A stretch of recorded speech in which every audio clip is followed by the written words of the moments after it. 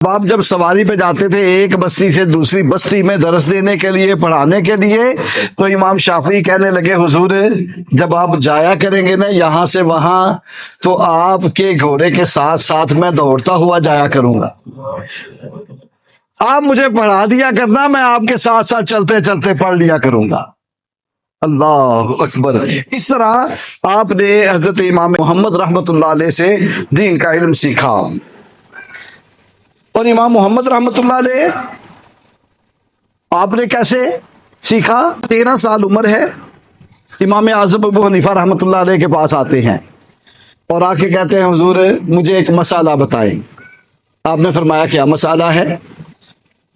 کہنے لگے اگر بچہ نابالغ ہو، رات کو عشاء کی نماز پڑھ کے سوئے اور رات کو بالغ ہو جائے، تو کیا عشاء کی نماز جو ہے وہ اپنی دہرائے گا کہ نہیں؟ کیونکہ نابالغ تھا جب پڑھی ہے، اب اس میں فرض ہو گئی اور بلوغت کی حالت اس نے رات گزاری۔ آپ نے جب اس کی بات سنی نا تو آپ نے اس سے کہا اچھا تو پڑھ لے، آپ عشاء کی نماز پڑھ لو۔ آپ سمجھ گئے کہ یہ اپنی بات کر رہے ہیں، اور ساتھ آپ نے فرمایا کہ یہ علم و ہدایت کا بہت بڑا ایک روشن مینارہ ہوگا۔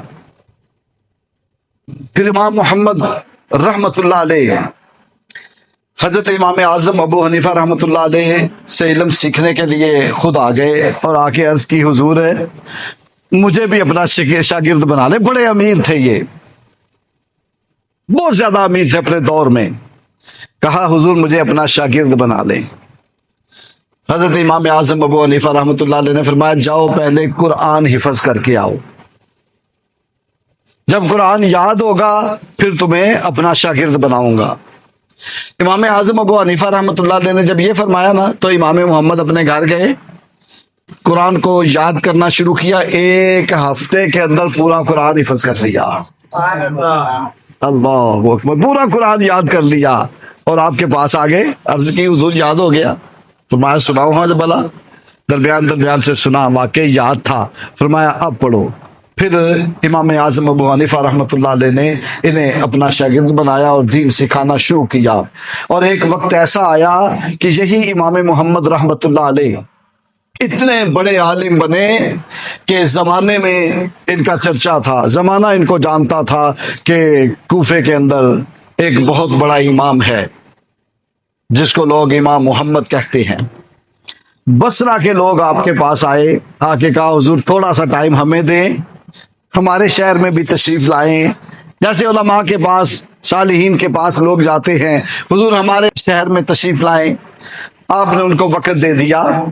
جب وقت ان کو دیا کہ فلاں تاریخ کو فلاں دن فلاں وقت میں تمہارے پاس آؤں گا، اب امام محمد نے آنا ہے تو لوگ انتظار کر رہے ہیں، رستوں میں کھڑے ہیں، وہاں مسلمان تو مسلمان، عیسائی اور یہودی بھی کھڑے تھے، انتظار کر رہے تھے کہ مسلمانوں کا امام آ رہا ہے، ہم بھی انہیں دیکھیں گے، ہم بھی ان سے بات کریں گے، ہم بھی ان سے مسئلے پوچھیں گے۔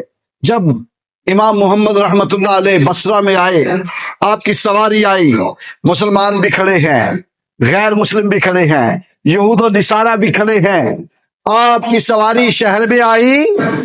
آپ کو جب لوگوں نے دیکھا، مسلمان سبحان اللہ کہنے لگے، اور جو کفار تھے، یہودی تھے، عیسائی تھے، حضرت امام محمد کو دیکھ کر کلمہ پڑھ کے مسلمان ہو گئے۔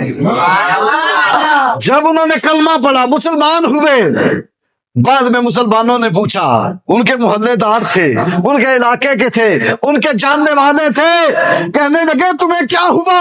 نہ تم نے کوئی سوال پوچھا، نہ کوئی مناظرہ کیا، نہ کوئی بحث ہوئی، نہ کوئی تکرار ہوئی، نہ کوئی مسئلہ پوچھا، کلمہ پڑھ کے مسلمان کیوں ہو گئے؟ وہ کہنے لگے کہ جب ہم نے تمہارے امام کو دیکھا، امام محمد کو دیکھا، تو ہم نے سوچا ان کا چھوٹا محمد اتنا خوبصورت ہے، ان کا بڑا محمد کیسا ہوگا؟ ہم یہی دیکھ کے کلمہ پڑھ کے مسلمان ہو گئے۔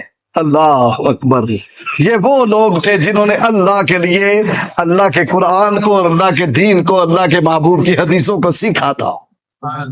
ان کو دیکھ کے کافر مسلمان ہوتے تھے. اور آج ہمارا اخلاق ہے کہ ہمیں دیکھ کے مسلمان پریشان ہو جاتے ہیں.